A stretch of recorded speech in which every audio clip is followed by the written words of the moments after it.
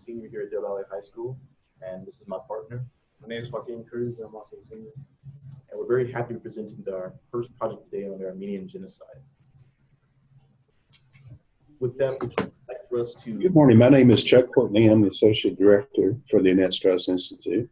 And my name is Gina Tillis. I am the First Year Experience Coordinator at Houston-Tillotson University. Good morning. And whenever y'all are ready to start, we're ready to listen. Well, thanks for so much for your time taken out of your day to judge us. And would you like for us to begin with our problem speech as well as proceed with the PowerPoint in the background as we're speaking, or would you prefer for us to just speak to you in general? I would like the speech. Okay.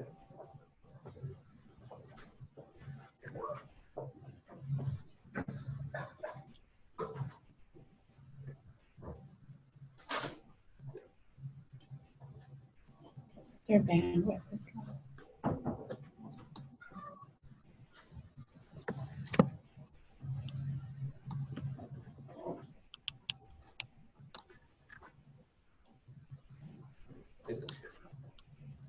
All right. I, Joaquin Cruz, will be delivering the first speech on the Armenian Genocide. Right. On May the 5th, 2015, we began with a simple hello, good evening, good afternoon, and good morning. Thanks to some wonderful technology, we are gathered all over the world to commemorate the 100th anniversary of the Armenian Genocide. Excuse me? Yes. I'm sorry to interrupt you. I think that because it says that the network bandwidth is low and it's hard to understand you. It's coming through broken up. All right. Okay, yeah, we're having some issues with network. We could try Skype. Or we can. Yeah, we could also try to call you maybe, and then we could look at the PowerPoint as you walk us through it if you'd like to do that. Okay, we would do whatever you like to do.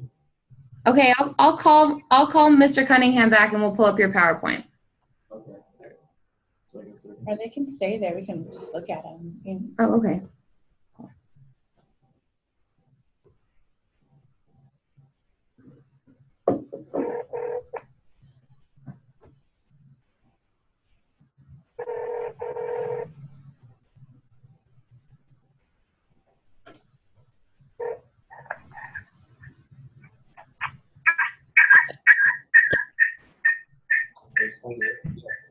All right.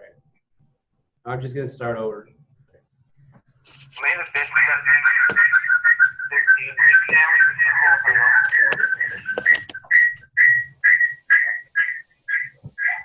If you can mute yourself on that end, and we'll mute ourselves on this end, we'll just go to speaker. Another way you can still see us. I'm sorry. I'm sorry? Yeah, I said if you could go mute on your end for a second so we can give the speech, and then we'll go mute on our end and we'll just do a speakerphone. Other than that, we're going to hear a bunch of reverberation. Oh, gotcha.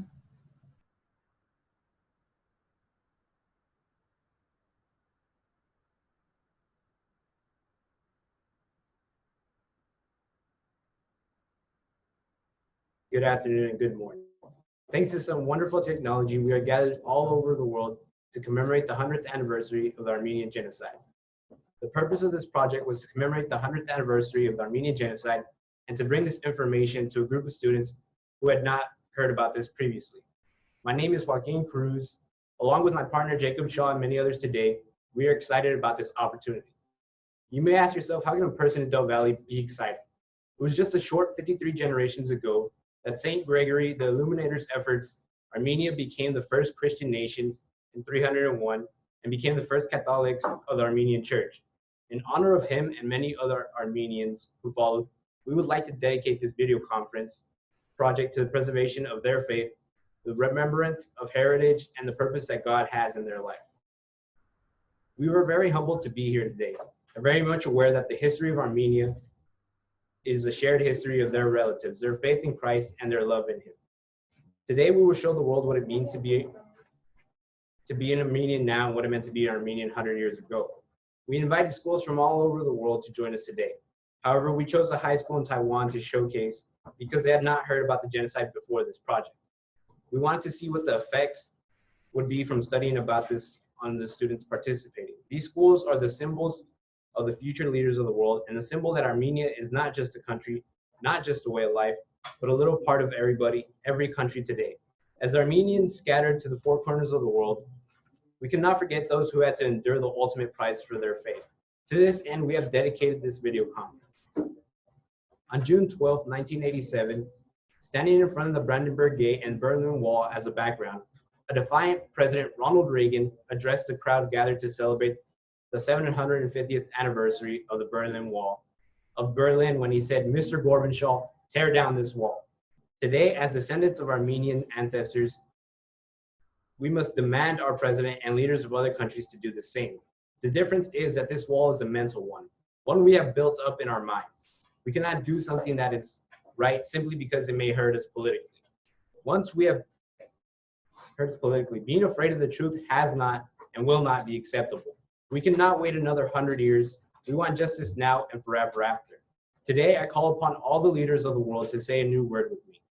It is difficult to say. Many leaders have trouble pronouncing it. Today, we will learn all about it: genocide. We need to say it and we need to recognize it. You see, it's only through doing this that it will never happen again.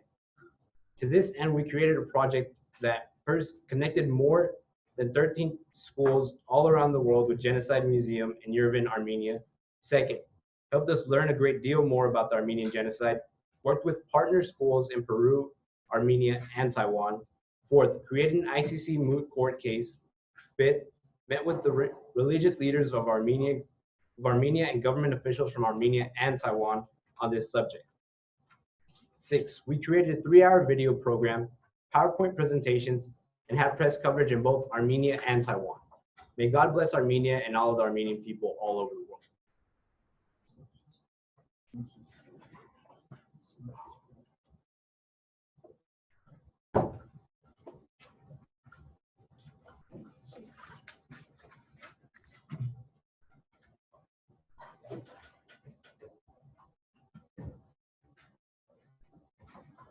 Many people may look at this situation this way. It took place 100 years ago. Is that a problem for politicians? It is a problem for historians. For those people, I say no. No, no, no. We created a solution. The problem was ignorance and not caring. The answer was awareness. We created awareness by inviting others to join us and inviting their Minister of Education to join in on the project as well. We used a school in Taiwan to show the world that once presented with the facts, people will change their minds and stand up against genocide.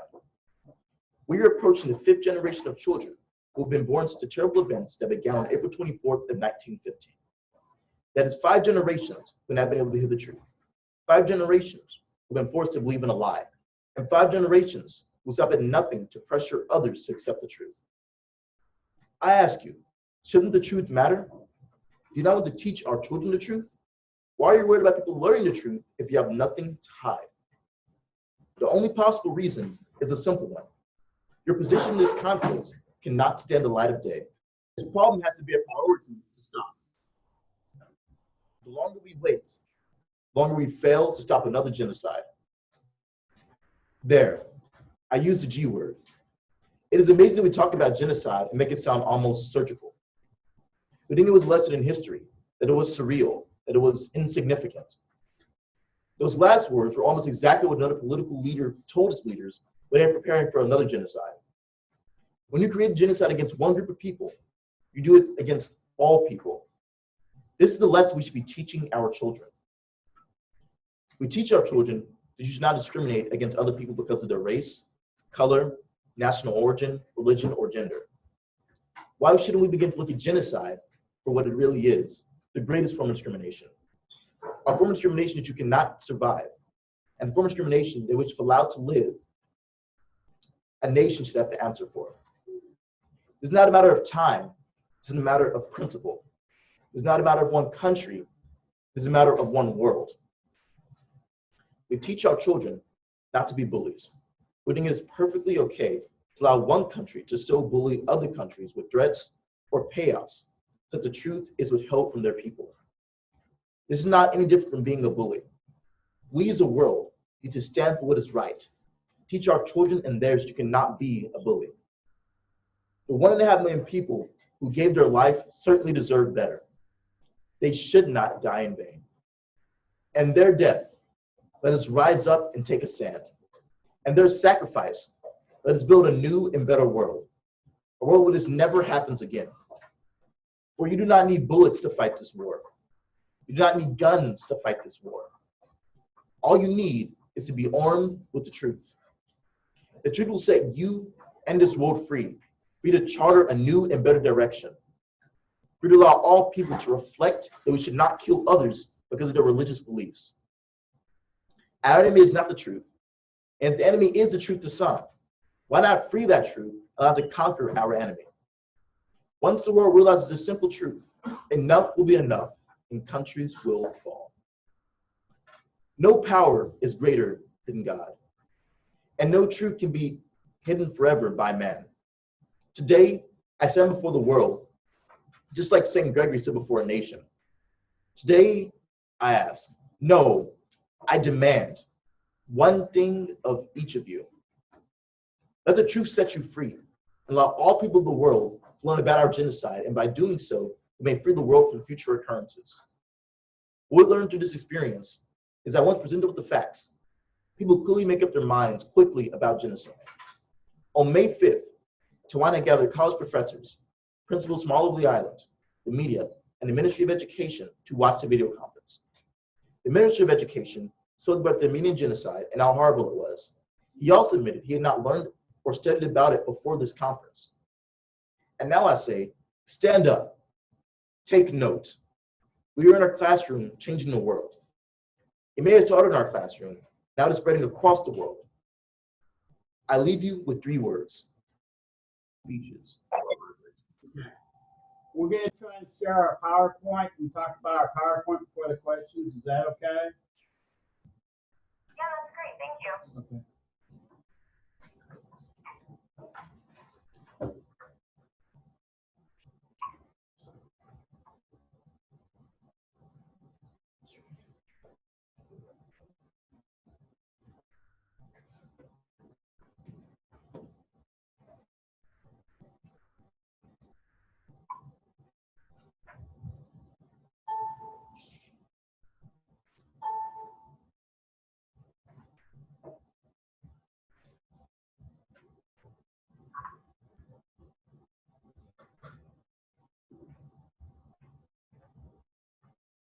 It'll just be a few minutes here.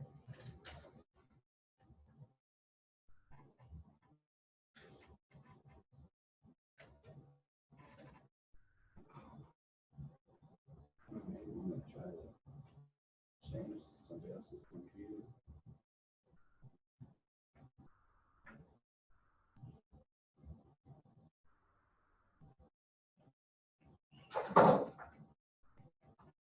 It's just going to take a little while.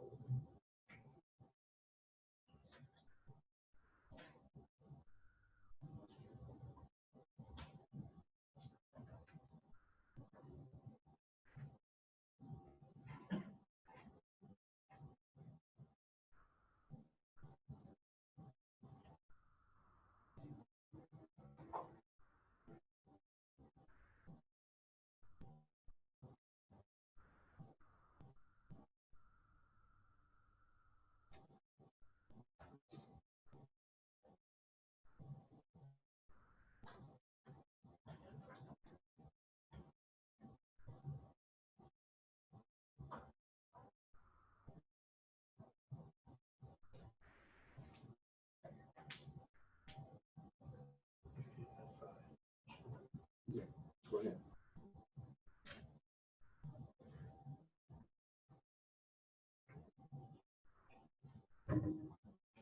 All right, can you see our PowerPoint all right? And we'll begin. The Armenian genocide, changing how we view our world with the future leaders of the world today. The Armenian Genocide Centennial, of course, was the video conference we held on May 5th of 2015 on the 100th anniversary of the Armenian genocide. It took place. Recognize it. The problem, On the 100th anniversary of the beginning of the Armenian Genocide, why is Turkey still denying this ever took place? Why should we as Americans care? And why is it important to the world to teach this was truly a genocide? Again, 100 years later, why is it important now? Well, how is history repeating itself when we selectively simply forget to remember?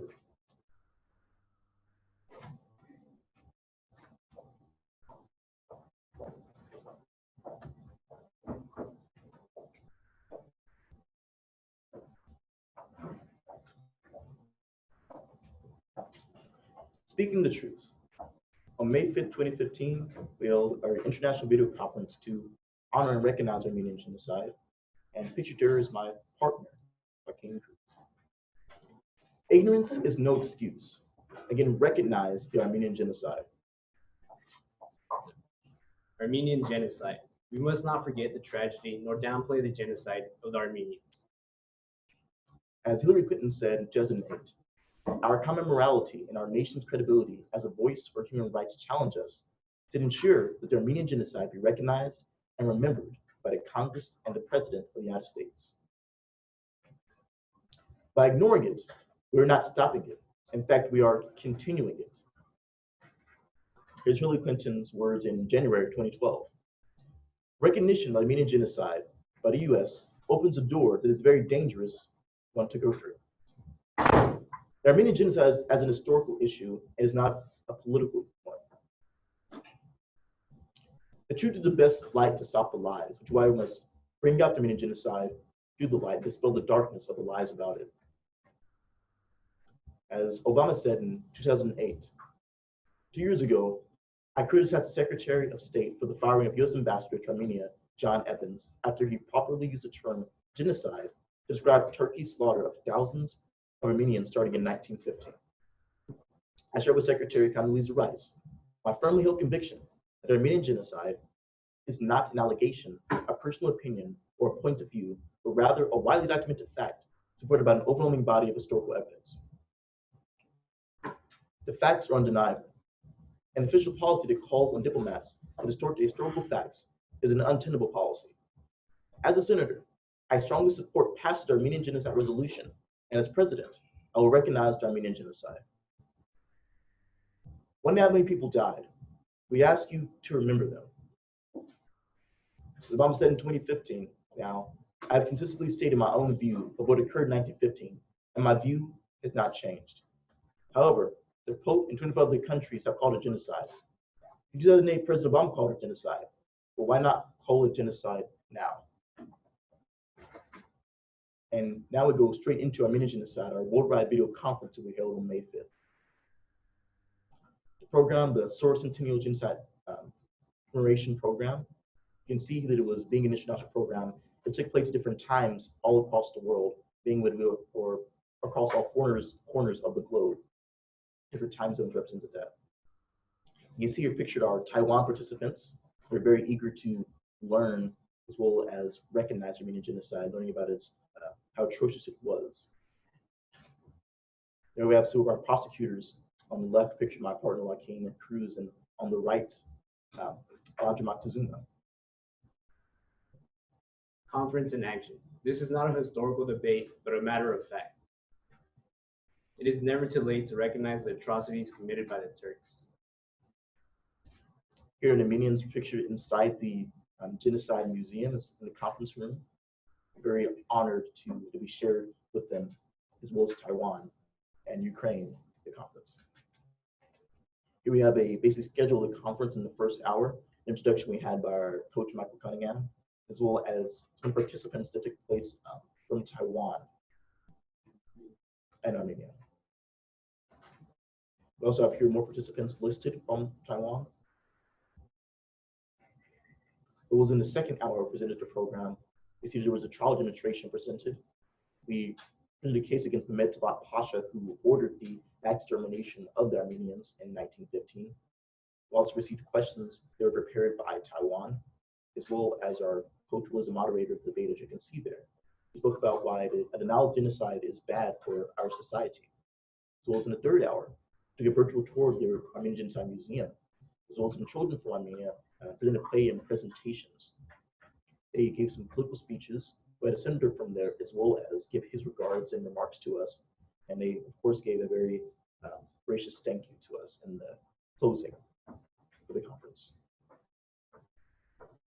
We assert that we can no longer hide from the truth. It is a genocide, and that must be recognized by society. It's widely considered the first genocide of the 20th century. As Picture the Pope said, today too we are experiencing a sort of genocide created by the general and collective indifference. Our solution: we held a worldwide video conference on May 5th of 2015 and invited countries from all over 4 corners of the world to participate. We had guest speakers from Armenia. We had political leaders from Armenia, the United States, Taiwan, and the Ukraine. We explained that when you commit genocide to one, you commit genocide to all humanity. And we certainly made a difference because we allowed the truth to get to more people. With that, that ends our PowerPoint presentation as well as our speeches, and we are open to questions. Thank you so much for your time and consideration so far. Thank you. I don't have any questions right now. I'm just making my notes. I have one. Why did you pick the countries of Taiwan and the Ukraine as far as the participation level? Throughout our time of working with foreign countries with video conferencing, we've always had a very good relationship with schools in Ukraine as well as schools in Taiwan. Specifically, the events that have been happening between Russia and Ukraine over the course of last year, it's been very comforting to know that we can talk about them, about the evils of society, evils of the world, and recognize them because they can better relate to them, such as Armenian genocide. As well as with Taiwan, it's a school that has a very advanced culture and very advanced system of learning. It rivals even the education we have here in the United States. For them to not be aware of the genocide and to have a sense of ignorance too, because they never heard it before, even the principles and of education there, we want to use them as a model to show that once you can learn about the genocide, that you can recognize that one, how horrible it was, and second, that should certainly be recognized to validate the those who have suffered because of it. With that said, just because I teach a lot of undergraduates and I've noticed a lot of our U.S. students who are not aware of the Armenian genocide, did you guys consider reaching out to schools in the United States? Yeah, we did consider reaching out to schools in the United States. However, the schools in the United States have yet to recognize the Armenian massacre as a genocide, which is why we never learned about it today. And we did try to reach out, however, we did not receive much feedback as compared to having video conferences with Taiwan and the Ukraine, because they were unaware of it and we were able to educate them. And the administrator of education in Taiwan even said that there was going to be action to teach people in Taiwan about the Armenian genocide. Those are being multiple time issues. In the United States, we have a widespread, almost universal sense of apathy towards Armenian genocide. Even those who are aware of it refuse to recognize it. You know, when we and our quotes we gave for President Obama and Hillary Clinton at the forefront of their campaigns, they were talking about the Armenian genocide. Obama wanted to be the first president to recognize the Armenian genocide. However, then when they've been elected, they've received to higher positions in the political spectrum, they've chosen not to. A lot of people believe this reason is because the fear of how this impacts our relationship with Turkey. They could have a very negative repercussions. However, we've seen now that after going to this conference, even with countries who never heard of Armenian genocide, they've recognized that the truth has to be more important. The truth has to be the objective, because we can't hold the truth in our society. What kind of lesson does that teach our future generations? And what kind of light does that bring to the atrocities that happened to the Armenian genocide? I'm sorry, the Armenians who suffered from the genocide. This is Chloe. I really appreciated all of the quotes that you had from leaders, and also I felt like you did a really good job of trying to give us an understanding of why people reject the idea of genocide and why that can be problematic. So I appreciate all of that. My question was about what your involvement was in organizing the video conference. So was it something that was already going to happen, or had your teacher organized it, or did you all really orchestrate that entirely? And trying to understand your role in setting that up and how you participated. So it was certainly a very collaborative effort from many parties involved. It wasn't unilaterally my partner and I, as well as our coach, just working on it ourselves. Like I said, with the time issues as well as making many schools involved, it couldn't have been a single effort. But to put it, I think, more in context, the 100th anniversary of the Armenian Genocide, when once recognized, is going to happen this year. And when we have the opportunity for the Armenian Museum to reach out to us, doing the relationship Mr. Cunningham has with them and different conferences we do throughout the year already, it was very appealing to us and wanted to not only include ourselves in the museum of Armenian Genocide, but other schools as well we consider to be very advanced, such as schools in Taiwan and Ukraine. So you can learn about genocide as well. So with that, we have to then work out different time combinations, different time zones, which is why we have to come to school at 4 in the morning to begin the conference for here at our school, but it would also be the time combination will work for those in Taiwan, as well as in Ukraine, as well as in Armenia. With that, we also had to do a lot of research, intensive research, and so in Taiwan particularly, never hearing about the Armenian Genocide, they had to probably do the most research to then be prepared to ask questions and on us about our speeches, to prepare speeches we had when we conducting an actual trial, in the trial phase of the case, and when we prosecuted the Metzalat Pasha, who ordered the killing of the Armenians. We see that that to be extensive brief writing and had to go to the legal spectrum and evaluating the crimes against humanity we could prepare him for. So a lot of research and organization in different parts, but we see it as a very collaborative effort between all the participants involved. Thank you. And speaking of research, I noticed that you cited very prominent political figures. Did you find any, resources coming from maybe diaries or testimonials of people who were in the, who had family members who died during the genocide? Yeah. Any primary sources?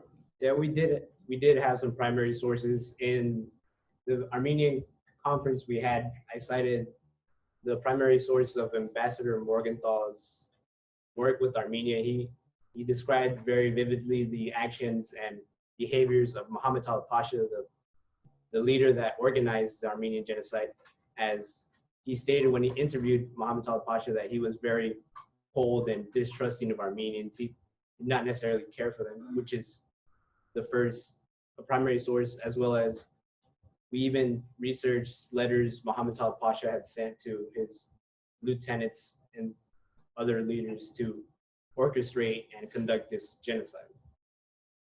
And of course, when we took a virtual tour of the Genocide Museum, there were a preponderance of sources presented to us, things we hadn't even seen or heard of before. Awesome. Thank you. Do you have any questions for us? Actually, we'd like to know, after informing of the Armenian Genocide and after researching about it, again, it's not very heavily taught in our country, United States, or really across the world. And really the first major genocide that's taught of the 20th century is maybe Ukrainian genocide. So I'm curious, in your generations, or in the schools and students you work with, is Armenian genocide touted heavily by 20th century? Is it covered heavily in classes? Do you still recognize that apathy from students? I do not believe so. Most of my students have no idea of the Armenian genocide. A lot of them are aware of the recent genocides in Africa, Sudan, and stuff like that, Uganda, but very few of them are in El Salvador and stuff like that, but very few of them are aware of Armenia.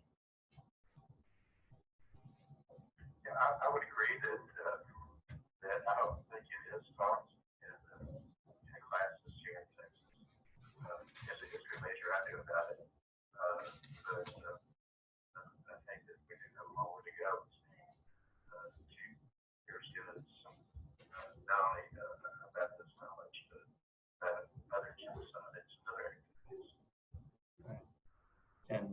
maybe this is a follow-up question. Knowing that and bearing that in mind, do you think it definitely should be taught within our curriculum as we learn about other genocides and just learn about history as a whole throughout our classes? Yes, definitely. Well, thank you. That's very comforting for us to know. It means our efforts were worthwhile throughout this whole project we conducted.